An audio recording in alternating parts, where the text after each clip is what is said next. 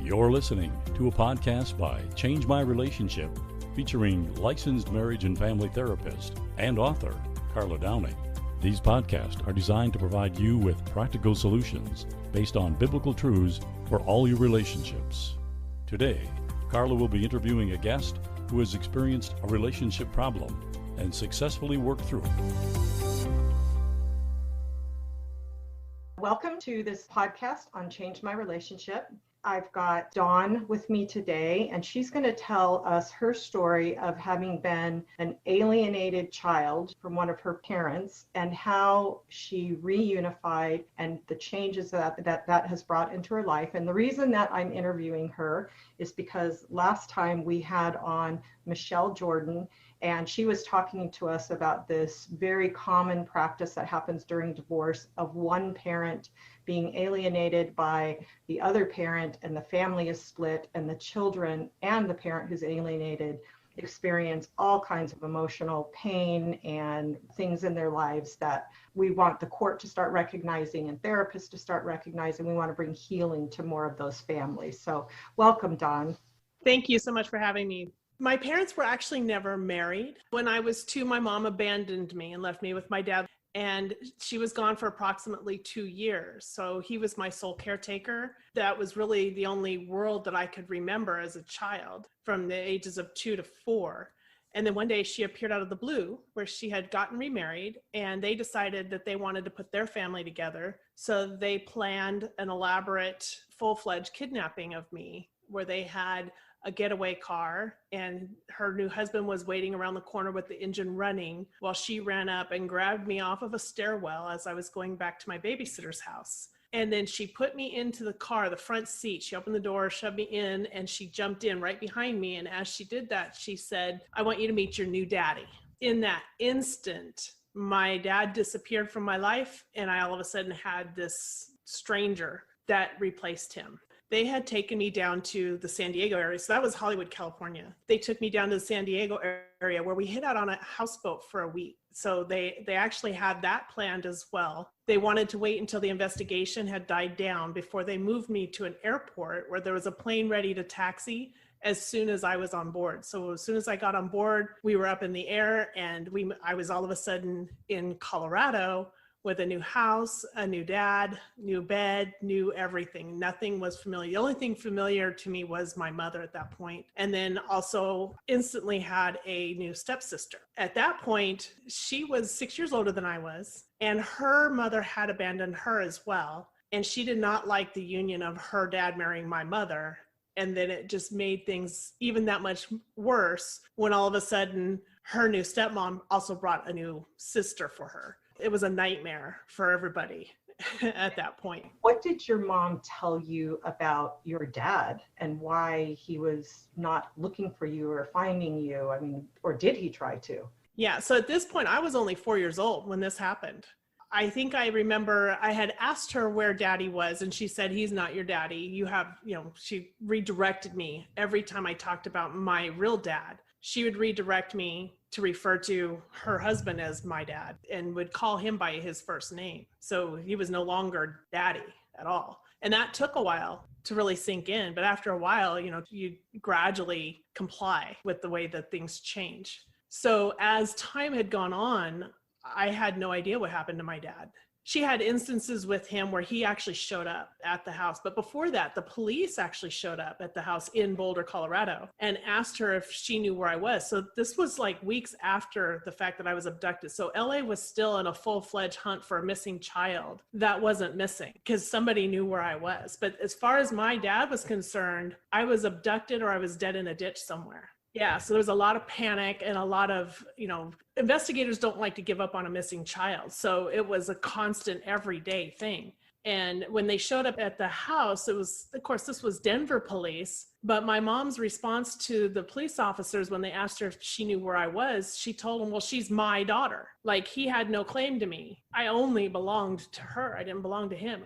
And their response was basically, "That's fine, but the least you could have done was let the father know." He thought that she was dead in a ditch somewhere. That didn't really faze her. She was kind of a little miffed and irritated with the fact that they would bother her and speak to her that way. So she was all too happy to slam the door and go on about her business. Well, then my dad had eventually come up trying to make contact, trying to see me. He figured that my mom would still be in my life in some way, that eventually that would come about. He never once thought about hiding me or keeping me from her. We lived in the exact same place that we lived when she left. So when this turned around on him, he was kind of not really prepared for the fact that she would tell him, "You'll never see her again. That's it. You're no longer part of her life." And then again, slammed the door in his face. So it was very traumatic for him going through that, not understanding what has happened and how could that happen. Before he knew it, his life was just upside down and had no idea where to turn or what to do. And since they weren't married, he felt like he really didn't have that leverage to fight for me in custody, or to gain custody, even though his name was on my birth certificate. So he had that, but he still didn't think, I guess maybe it was the time frame or the era where dads were just used to not getting custody. So he didn't know what to do. Really feeling empowered to go to court and that was a number of, about 45 years ago. Custody was most often given to the mother. Yeah. Dads didn't have a whole lot of rights. So he wanted to, but he didn't know where to go. Was the last time you saw him when you were abducted as a child? When's the next time that you saw him? 44 years later. Oh, no. Oh, yeah. So it wasn't until 2016 that I finally found him. And I had spent my whole life wondering, where is he? Why didn't he come and see me? I would wish that he would just come and rescue me, because the life that my mom brought me to was very violent. And I was abused, aggressively abused, almost killed by my stepsister. It was a very challenging life. And I often wondered, why would my mom bother? If she didn't want me, why did she bother to go to this elaborate attempt to conceal me or keep me from a parent that did want me? Did you know that your dad came to see you, or did your mom never tell you that? No, she didn't tell me that until later. I found out much later. And I had asked her, did he send gifts? Did he ever send me a birthday card? Does he ever think of me? Did he try to call? I'd asked and asked and asked. And every time she told me, oh, nope, I haven't never heard of him. I've never heard from him. He's never called. And it wasn't until I found him that I found out that that wasn't true, that he had tried to reach out, that he actually showed up, knocked on the door, tried to talk to me. And my mom told me that my stepdad had picked up the phone when, they claimed that he had called, and that my stepdad picked up the phone, and that my real dad told him to take care of me. And when I shared that with my dad, my real dad, he said that never happened. I would never tell someone to take care of you. That was my job. So there was a lot of things that were just concealed. And how were you affected by the idea that, from best that you could figure out as a child, that your dad didn't care about being in your life? How were you affected by that? Oh, it was a constant thought on my mind, the curiosity, the wondering, why wouldn't he want anything to do with me? Did he just walk away from me? And then having to deal with the way my mom was kind of disconnected, because we never had a really close bond. I knew she was my mother, but we don't have that mother-daughter kind of relationship, even after the fact. So I never felt like I belonged. I was in this twilight zone, is what I refer to it. And the step family also rejected me. Virtually rejected me. They wouldn't include me as part of the family. Even though my stepdad had eventually adopted me, they said, it doesn't matter. You're still not one of us. Life was always about never fitting in. So that makes it even more problematic for a child going through this. And had I not been able to tap into that perseverance or that tenacity that I actually get from my dad, there's certain things that you get from your family, your genetics, your DNA, that is unexplainable, really. You really can't explain how can I be so much like him, even though I never knew him? And all these things that you kind of carry forward with you leads to more of the curiosity and the questions that are just unquenchable. You have to find your parent in order to actually have those answers. That's the only way to get that resolution and to fill those holes that are left. So you're half a person until you find the other half. And so what was the first time that you thought, I'm going to find my dad? And then tell us about that journey. Oh, I was still a kid. I always thought that one day I want to find him, and I was never allowed to talk about him. And anytime I did, I was always redirected. But when I became an adult, and I told my mom, I'm curious, I want to know, where do I get my looks from? Why do I have some similarities to her? But then there's some other things that are obviously not her. It's just that agonizing curiosity that never really goes away. No matter how much you suppress it, it's still always there. It's always lingering. And when you're out in public, I remember seeing people like, oh, I wonder if that guy could be my dad. I think looking at him thinking, oh, okay, we have the same facial features, so it was constantly on my mind. And I told my mom one day that I was going to look for him, and she started in with the whole gamut of stories and excuses and told me, well, if you're going to do it, you better get a gun and make sure you're protected. So, because you don't know who he is. He was dangerous. He had all these enemies and all these horrible stories about him, trying to scare me from wanting to find him. So that's where the doubt, I always had the doubt, even though I thought deep down inside, you're full of crap. I didn't want to believe her because I felt like I knew him. I felt like I had this inner peace when I thought of him. And when she told me these stories, you tend to want to believe your parents, but it's like you can't ever resolve this. So you've got such drastic differences of what I remember, what I feel, and what she's trying to tell me. And when she's telling me that I should take a gun to protect myself, that really freaked me out and thought, well, maybe I should. So now I'm worried about it, and I think maybe I should wait. So that really kind of delayed my efforts of finding him, where I didn't necessarily do it fast enough. But when she started in on this campaign, this denigration campaign again, I remember looking at her in the face and I told her, I'm not asking you for permission. And when I finally said that, when I finally stood up and told her that this isn't open for discussion, that's when I saw her change. And then it was all of a sudden a damage control rather than trying to convince me. I think she knew that I was serious at that point, that nothing you can say is going to stop me from finding my dad. And that, what was the damage control? What did she do? Then it was all of a sudden where she wanted to she was a lot nicer when I talked about him. It took her a while, but eventually she finally gave me his birth date, which I never knew his birth date. So it was really hard. His name is Patrick McCarty. There's thousands and thousands of Patrick McCartys, and I've talked to 20 or 30 of them, asking them if they had any idea. Some of them were younger than me. Some of them were way too old. So it was such a huge pool of people that, the potential of finding the right one was just a needle in a haystack. So when she gave me his birth date, that's what really started helping me narrow it down. So that's the change that I saw in her, where she wasn't really helpful, but she knew that I was determined. And I think she knew that if she didn't help me, that it would be worse for her in the end. Did you hire a detective to look for you, or did you do it all yourself? I did it myself. I became a private investigator, and I started just digging in everywhere I could dig in. And I found him a couple of times, but he had already moved. I had sent a card saying, wishing him a happy birthday and say, I'm looking for my dad, and try to gently explain, because you don't know his circumstances. You don't know if he's married or if she knows about his previous life. So I didn't want to disrupt what he might have had. So I was really concerned about what I said to him. But when I got that card back, it was very crushing because it said no longer at this address. And it was like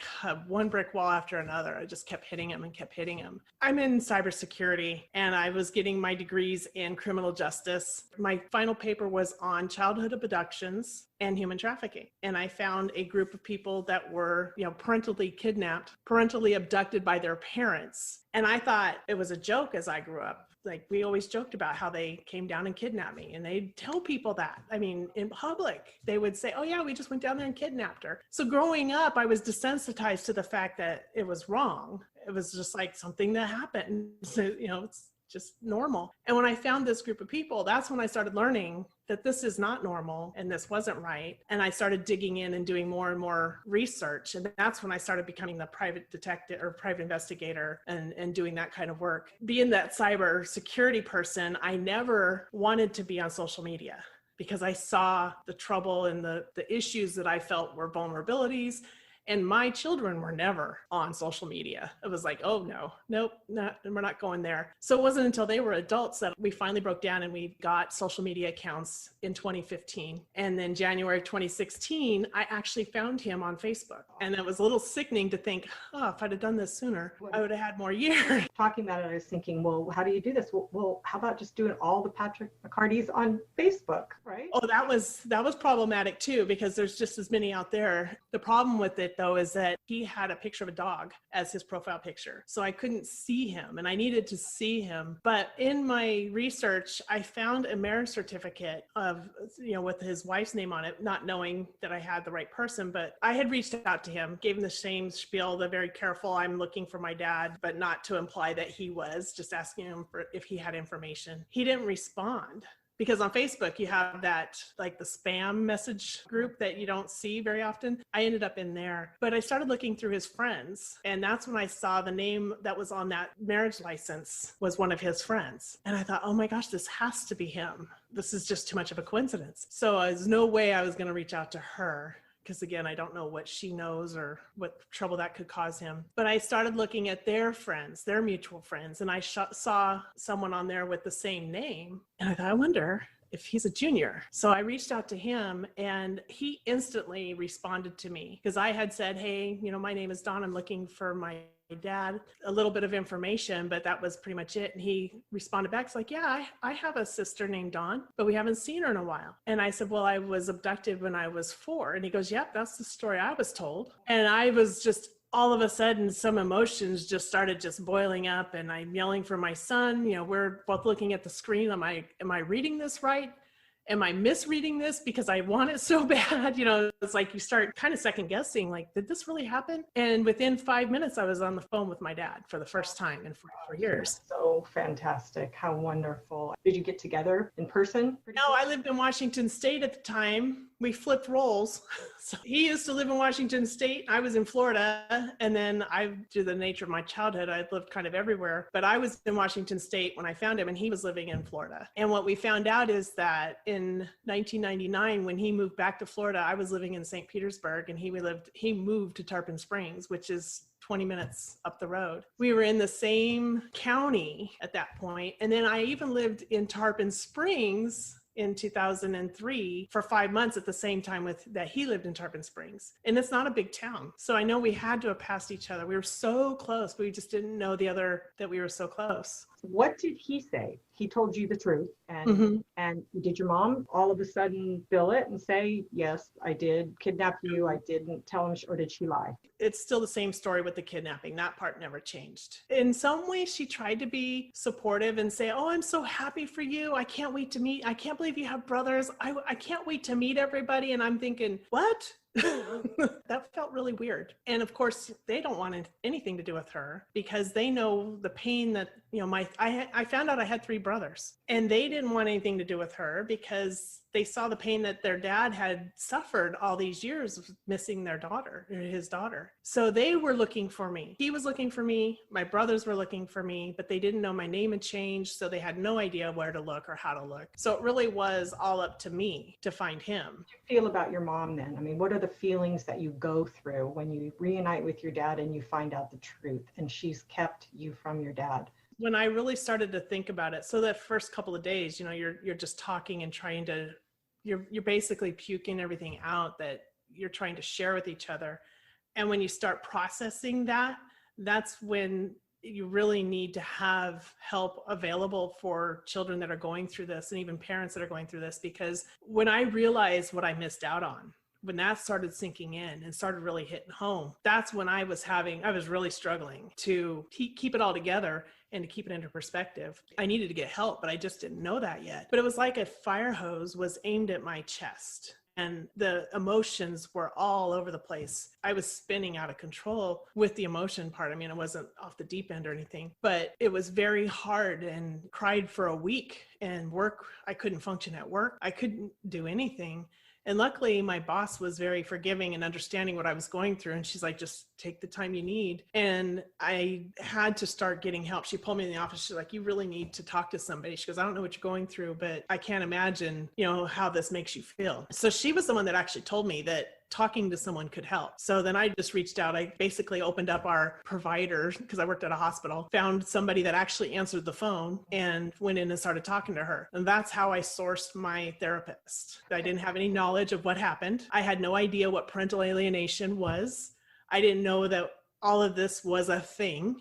I just knew I needed to go talk to somebody. And did she know? Did she have the words for it? She never said those words. And I think she used cognitive behavior therapy type things, but she did say that she felt that I had chronic PTSD, but we never went into the parental alienation stuff. But she still helped you. She helped me learn how to put things into perspective. And I really had to kind of go through and dissect everything about my life. I had to figure out what was true at this point, because now I no longer trust anything she says. Now, my whole life was a lie. So I have to dissect everything. So she taught me how to own what I own and then place what I can't handle or can't deal with in whoever owns that piece. So that really helped in that initial stage. But again, I still didn't know what happened to me until after I found my dad, until after I had visited him, and we started talking and sharing and comparing notes and finding out, okay, well, that's not true. This is true. And one thing that he did, I think is very important for parents everywhere to really listen to and adhere to, is that he never bashed my mom. He never said anything derogatory about her. And when I asked him some of the tough questions, because I came at him sometimes pretty hard. And when I asked him some of those hard questions, he would preface it with, I always loved your mom. And this is what I feel about that situation. I always loved your mom. We were 21. We were dumb kids. That's all there was to it. When I asked for clarification on some of the horror stories she would say, some of them were like, he was mortified that anybody would even suggest something like that. Totally uncharacteristically not like him. Family members and everybody would even confirm that, oh, he's such a gentle person, a very kind, loving person. You know, some of the stories I think that I found out as time went on, because it took a long time for him to bring up certain things, but he still, without ever denigrating my mom, would bring up situations that I would be able to piece together. So I found out some truths that nobody knows. She doesn't even know that I know this, but some truths that I think is the reason why she was trying so hard to conceal it. Sometimes it helps to forgive, because did you struggle with forgiving her? Oh, yeah. And it's not something that you can just say, okay, I forgive. To me, forgiveness comes last. Forgiveness comes once I know the whole story, once I can put it in perspective, then I can start talking about forgiveness. But when you're constantly finding out new things, that forgiveness is really hard to hold on to. So we have to have the truth first, that then we know what we're forgiving. Yes, I totally agree. I teach the process of forgiveness, and that's one of the things that I say is that you have to know everything, not just a little bit. You got to know the whole thing. You got to look at the impact that it's had on you. You have to grieve you have to go all through all the grief process, grieve for the lost time that you had with your dad, grieve the time that you didn't have with your brothers, grieve the pain that you had in your home because there was all that dysfunction with the sister that your dad couldn't rescue you out of, and all that abuse from her. And then all of those areas of grief before you can even, and then finally acceptance.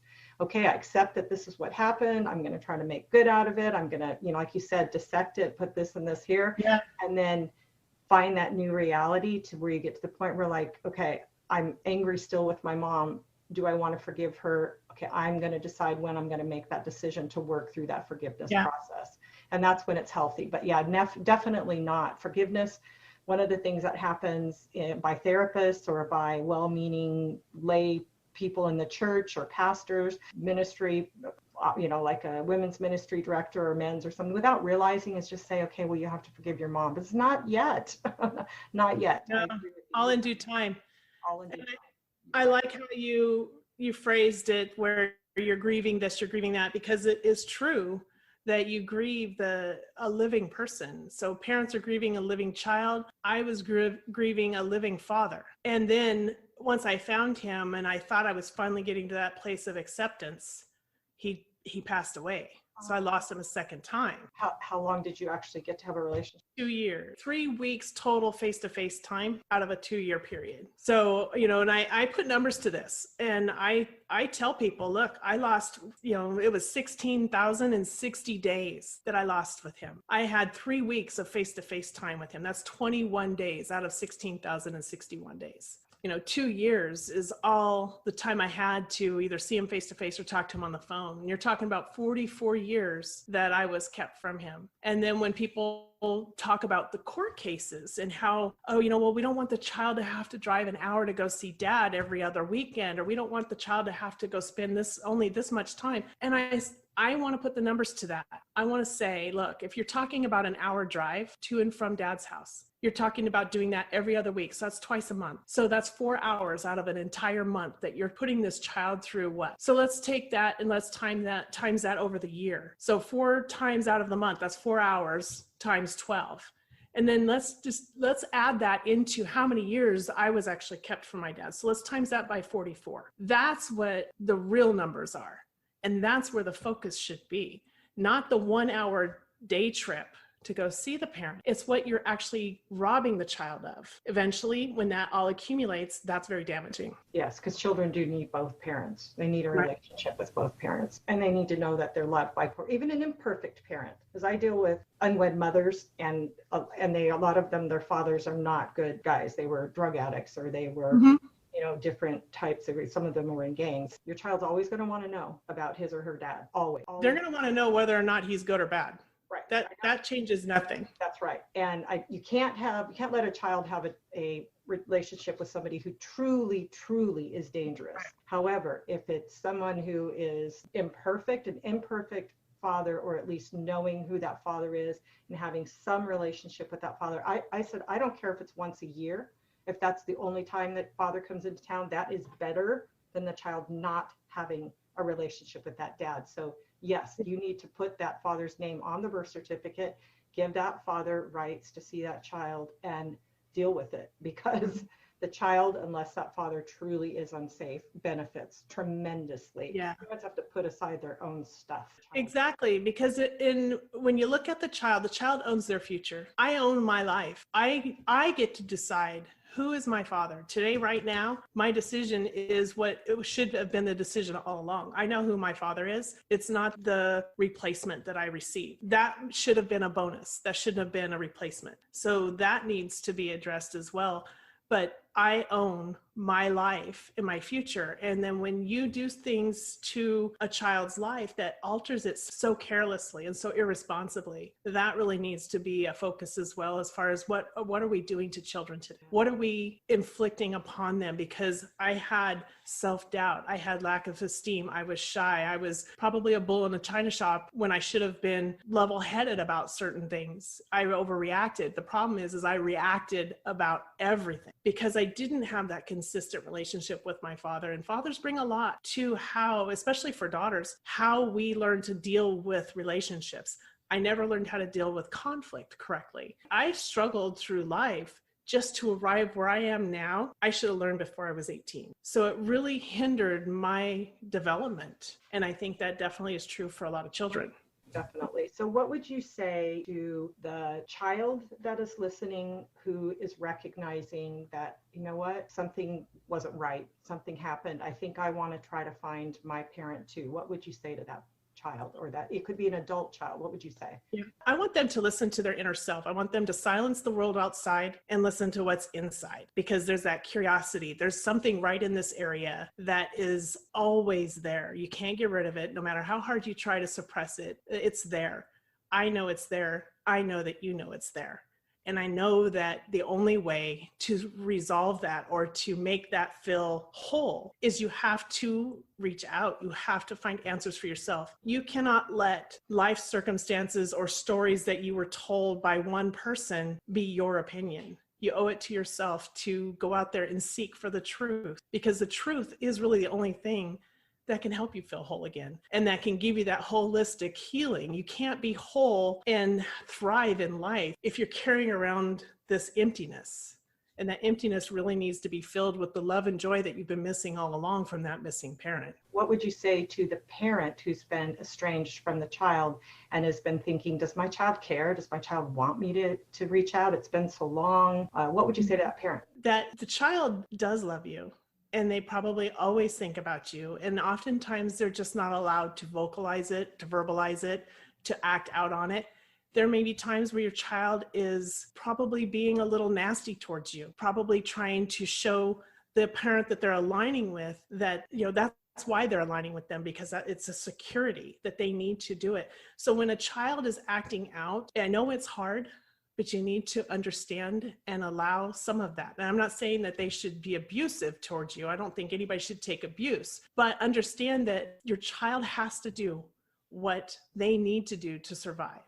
And if that means being rude to you, let the child know that I understand you're in a very tough position, that I know that you need to show that face. And I want you to know that I love you no matter what. And it's better to try to find that child and try to reunite with that child and find out that the child doesn't want to, than to not do it and to not know that that child really did. Mm-hmm. Because most likely, if you can make it through maybe that initial, like you said, anger and resentment and the lies the child has been told, you will have a reunited relationship with your child. And the blessings of that are worth all the pain. Right. And I think, in my opinion, I think that if you can take off that parent hat where you have to be the parent, where you can't allow your child to speak to you this way, take that hat off for a moment and put on the hat of, I'm the unconditional loving parent, and I know that you need to be safe.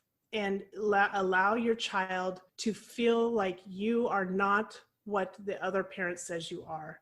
Let that be how you parent, not being a reprimander, because frankly, in that position, sometimes that just makes the child side more with the alienating parent. So you have to be the one that has that unconditional love, and you have to allow them to express their anger and their frustrations, because they're not capable of understanding or communicating that like we are. We expect them to communicate like we do, but they're really not capable of that. So we have to allow them to express that anger and still let them feel safe, and that you can still find happiness and joy, because that's going to attract your child more than anything, no matter what anybody says about you. If you're full of happiness and you're full of joy and you have shown unconditional love, the child has a safe place to come back to. And that, I think, is the most important thing for parents. Well, thank you very much for sharing your story. I know already that it's going to bless people, and I believe there are going to be some reunifications. I sure hope so. Those of you that are listening, thank you again for listening to this podcast on Change My Relationship. Thank you for listening to this interview on Change My Relationship. We hope you will subscribe to these podcasts and share them with your friends. Carla would love to hear from you. She welcomes ideas for future podcasts, as well as your feedback on how the podcast have helped your life and relationships. You can email her at carla@changemyrelationship.com. For more information on Change My Relationship and Carla Downing's ministry, including her books, studies, devotionals, podcast, and YouTube videos, visit changemyrelationship.com.